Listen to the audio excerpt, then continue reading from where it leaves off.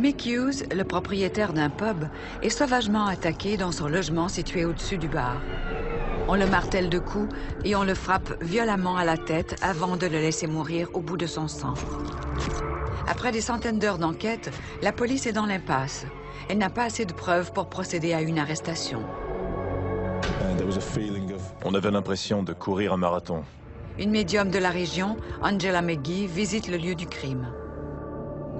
J'ai vu le corps de Mick couché sous la fenêtre. Je voyais ses blessures. Ses alliés spirituels lui montrent la terrible vérité. Un frisson désagréable m'a traversé. Et j'ai compris que le coupable était devant moi. Les visions surnaturelles d'Angela contribueront-elles à la condamnation du meurtrier?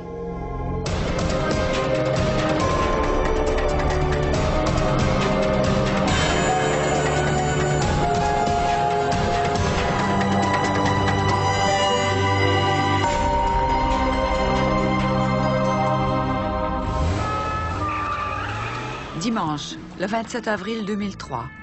Les policiers roulent à fond de train dans le paisible village de Pelsall, près de Birmingham, à destination du pub Royal Oak.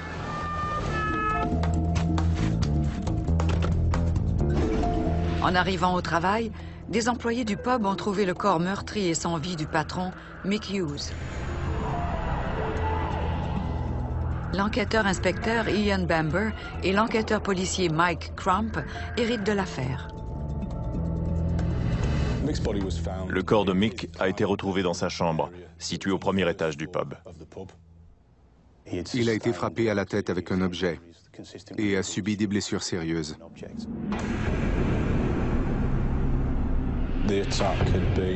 L'attaque était féroce, soutenue et extrêmement cruelle. Les assaillants auraient pu faire en sorte que Mick arrête de bouger ou s'évanouisse. Ils auraient pu l'assommer d'un coup ou deux. Mais non, ils l'ont frappé de façon répétée, encore et encore. La chambre où Mick dormait a été saccagée. Tout porte à croire que ce serait une histoire de vol qui aurait très mal tourné. Michael Hughes était très proche de sa famille.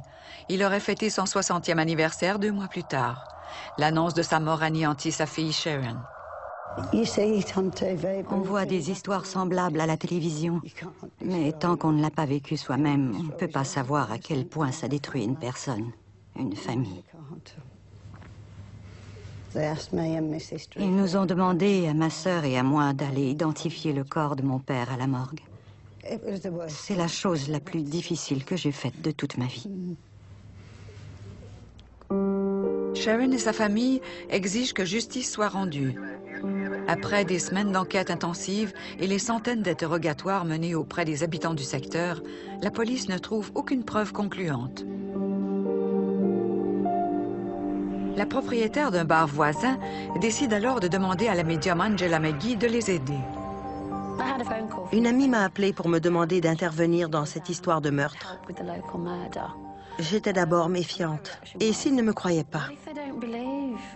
Je n'irai pas là-bas pour me couvrir de ridicule. Alors je lui ai répondu que j'attendrais un message des esprits. J'attendrai le bon moment.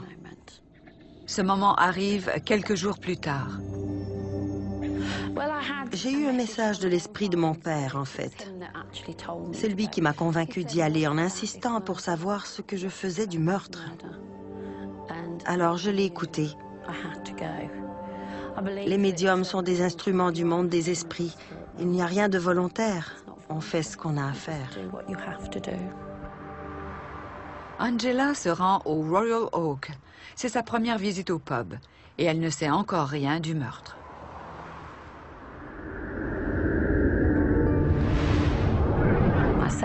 J'ai médité pendant quelques instants. J'ai fait mes prières, levé les mains en demandant à Dieu quelle histoire j'aurais à raconter. J'ai alors eu une vision. J'ai vu 3 hommes monter un escalier de secours noir. Ils sont passés sur le toit, puis par-dessus le garde-fou et à travers la fenêtre. Je me suis dit que c'était par là qu'ils étaient entrés. Ces visions encouragent Angela à entrer dans le pub. Elle est accueillie par Beryl Chapman, l'ancienne partenaire de Mick Hughes qui s'occupe du Royal Oak. Beryl accompagne Angela dans la partie privée du pub. La médium s'arrête dans le couloir. Soudain, elle a une autre vision. Je voyais 2 corps lutter énergiquement. Et il y avait du sang. En fait, la scène m'est apparue en un flash. Angela entre dans la chambre qui a scellé l'horrible destin de Mick. En pénétrant dans la pièce, elle reçoit d'autres images terrifiantes du passé.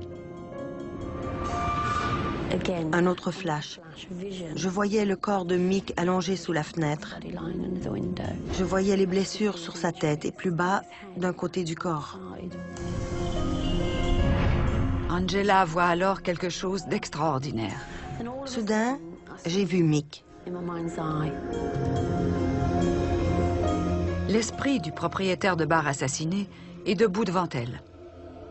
Il m'a montré un bracelet en or assez épais qu'il tenait dans sa main. Mick apprend à Angela que le meurtrier a volé ce bracelet. Mick m'a dit qu'il connaissait cette personne, qu'il avait pris des verres et pêché avec elle. Il connaissait cette personne très très bien. J'étais atterrée. J'ai dû prendre une grande respiration parce que je ne pouvais pas croire ce que je venais d'entendre. Avant qu'Angela ait pu assimiler cette incroyable révélation, elle a une autre vision. 3 hommes qui s'enfuient de la chambre. J'avais l'impression d'y être parce que j'ai senti le vent de panique lorsqu'ils sont passés près de moi. L'un d'eux portait un objet de la taille d'une boîte à chaussures. C'est tout ce que j'ai vu. C'est la première fois qu'Angela expérimente une série de visions aussi riches. Mais ce n'est qu'en partant que lui apparaît la pire de toutes. En sortant, j'ai regardé vers le comptoir où le barman servait des bières.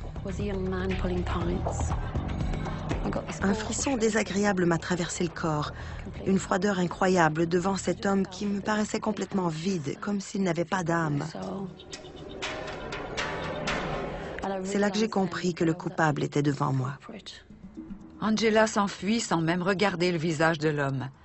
Si elle ne se trompe pas, la police a le coupable sous les yeux.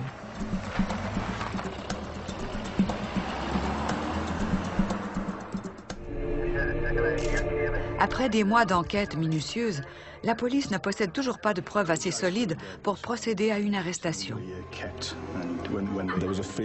On avait l'impression de courir un marathon. On recevait énormément d'informations qu'on vérifiait. Mais on n'avait pas grand-chose qui nous aidait à vraiment comprendre ce qui s'était passé. Au moment où la police est à court d'idées, le destin lui amène Angela. Dans le cadre de mon enquête, j'ai rencontré une femme qui avait vu Angela McGee à une réunion de médiums. Elles auraient parlé du meurtre. Comme on ne savait plus où trouver de nouveaux indices, refuser de parler à Angela aurait été imprudent et irresponsable. Mike Crump et un collègue se rendent chez Angela pour l'interroger. Elle nous a offert une tasse de thé et elle nous a dit tout ce qu'elle savait. Angela leur raconte ses visions de l'escalier de secours et du corps dans la chambre. Elle ne pouvait pas savoir que son récit correspondait presque en totalité aux résultats de l'enquête des experts judiciaires.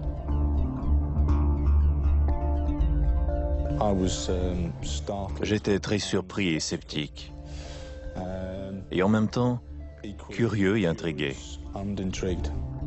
Angela surprend réellement les enquêteurs. Elle prétendait que 3 hommes étaient impliqués dans l'affaire de meurtre et que l'un d'eux connaissait la victime, Michael Hughes. L'information que fournit Angela correspond même à certaines théories élaborées par la police. L'idée même qu'il y ait eu plus d'un agresseur a d'abord fait sourciller. Mais après avoir analysé le lieu du crime et formulé des hypothèses, on admettait qu'il puisse y avoir eu plus d'une personne. Elle les a vus s'enfuir et un des hommes avait un objet de la forme d'une boîte à chaussures. Angela ignore qu'un coffre-fort de la taille d'une boîte à chaussures a été volé au pub.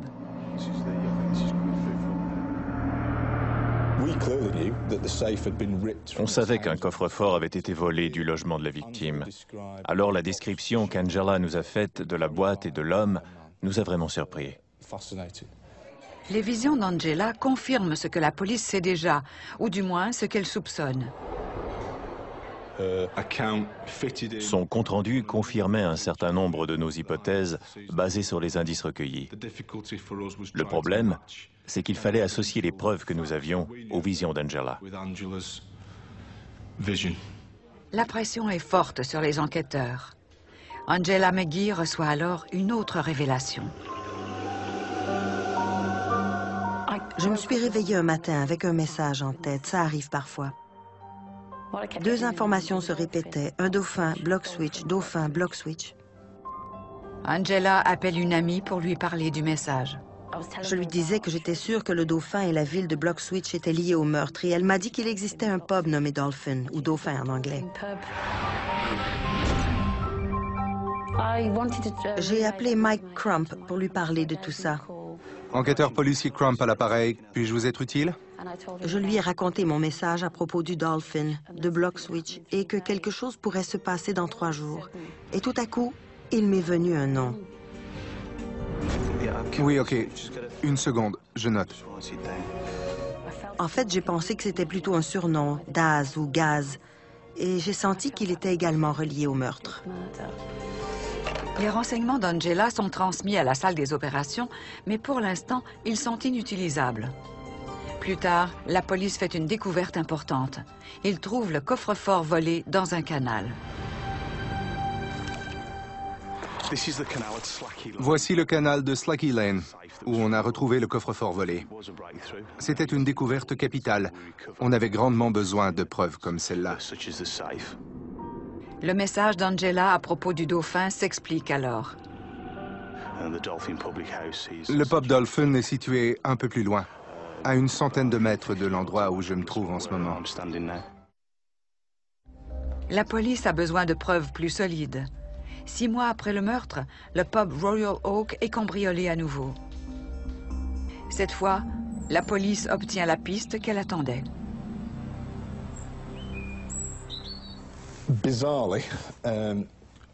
Étrangement, 6 mois exactement après le meurtre de Mick Hughes, le pub a été cambriolé dans des circonstances très similaires à la première effraction.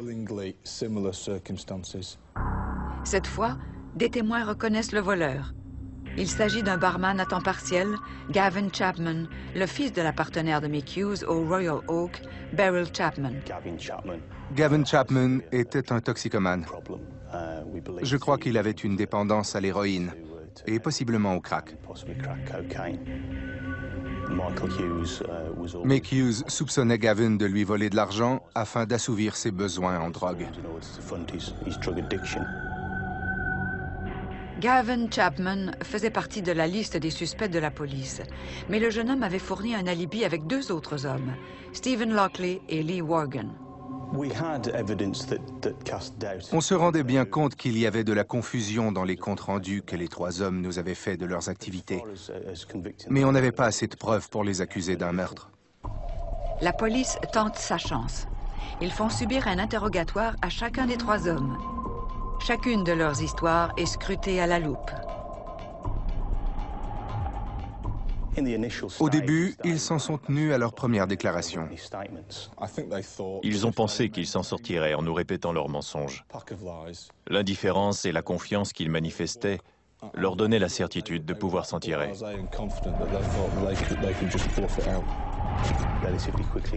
Mais très rapidement, un des hommes a changé son histoire.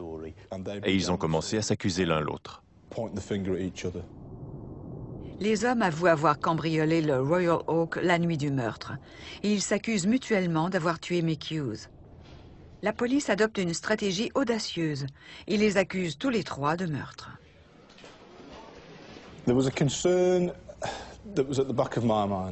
J'étais quand même préoccupé par le fait que le jury ne puisse déterminer, hors de tout doute raisonnable, qui avait porté les coups fatals. On savait qu'on avait une bonne affaire solide, mais tout dépendait du jury. On est confiant, mais on se croise les doigts en espérant que tout aille bien. L'ouverture du procès est prévue en octobre 2004 à Birmingham. Des 3 accusés, au moins un connaissait la victime pour avoir travaillé au pub. Tous les renseignements d'Angela semblent se confirmer.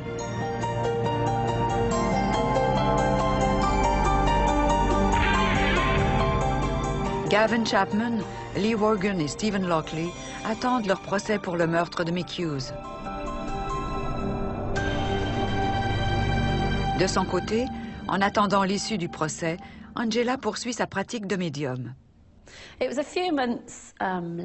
Quelques mois après ma visite au Royal Oak, une dame m'a appelée. Carol Hall a perdu sa mère et elle souhaite communiquer avec elle à l'aide d'un médium. Un soir, Angela se rend au domicile de Carol. Angela s'est installée dans la chambre et je me suis assise devant elle. L'esprit de sa mère s'est manifesté et j'ai senti que son énergie emplissait la chambre. Alors j'ai dit à Carol que l'esprit de sa mère et celui de son fils étaient ensemble. On a parlé un peu et là, Angela m'a posé une question qui a éveillé un souvenir difficile. Elle m'a demandé qui était Michael. Je me suis effondrée et je lui ai répondu que c'était mon frère. Angela m'a alors dit que notre mère l'appelait Michael, mais que pour tous les autres, c'était Mick. C'était exactement ça. Tout à coup, le Royal Oak et Mick ont résonné dans mon esprit et j'ai dit à Carol, c'est le Mick du meurtre du Royal Oak. J'aurais voulu enregistrer la réaction d'Angela lorsqu'elle s'est rendue compte de qui il s'agissait. Elle m'a dit que Mick n'arrêtait pas de lui répéter qu'elle était déjà allée là-bas. Et elle m'a demandé s'il parlait du pub Royal Oak à Pelsall. C'était bien ça. C'est une révélation étonnante. Angela ne savait pas que Carol Hall était la sœur de Mick Hughes. Encore une fois, l'esprit de Mick a retrouvé la médium. Mick disait qu'il voulait que justice soit rendue 3 fois. Je l'ai simplement entendu dire « justice, justice, justice ». J'ai alors décrit à Carol que je voyais sa famille, les bras en l'air en signe de victoire. Il a également parlé de Stafford et du temps, 2 éléments qui ne me disaient rien à ce moment-là. Quelques jours avant le début du procès prévu à Birmingham, une partie du message de Mick s'explique. Un changement d'horaire oblige le déplacement du procès à la cour de Stafford. Le procès devait commencer le vendredi à Birmingham, puis le lieu a été changé pour Wolverhampton. Finalement, on a dû attendre au lundi et le procès a été déplacé à Stafford. C'était vraiment très étrange. Personne n'avait prévu ça. Pour la police et la famille, le temps s'est arrêté. Le procès dure 3 longues semaines. J'ai été frappé par l'attitude incroyablement grossière des 3 accusés pendant le procès. Ils s'assoyaient au fond de la salle, ils souriaient, rigolaient entre eux et mettaient des commentaires suffisants à propos de certains témoins à la barre. Quand on leur a finalement demandé de présenter leur témoignage, ils ont fourni la pire performance que j'ai vue de toute ma vie. C'était épouvantable. Ils étaient impolis, ils mentaient ouvertement. Quand on a demandé à Chapman s'il voulait prêter serment, ses premiers mots au jury ont été qu'il s'en fichait complètement. Il n'a rien fait pour s'aider. Ils ont lu le compte-rendu des blessures horribles qu'a subies mon père et comment elles lui ont été infligées et combien de fois. Ma mère et mes 2 frères ont quitté la salle parce qu'ils ne pouvaient pas supporter ça. Pour les gens, c'était seulement une histoire. Pour nous, c'était notre père.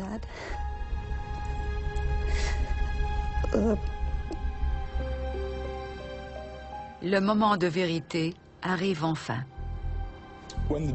Lorsque le jury s'est retiré, la salle du tribunal était chargée d'émotions. On est assis là et on prie pour que le jury les condamne. Les 3 hommes sont reconnus coupables. Justice a été rendue 3 fois, comme l'avait prédit Angela.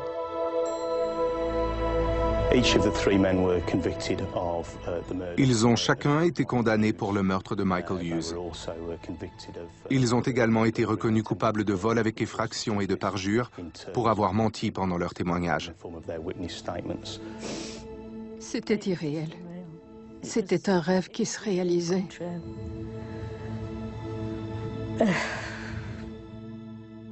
Un photographe attend la famille à la sortie du tribunal.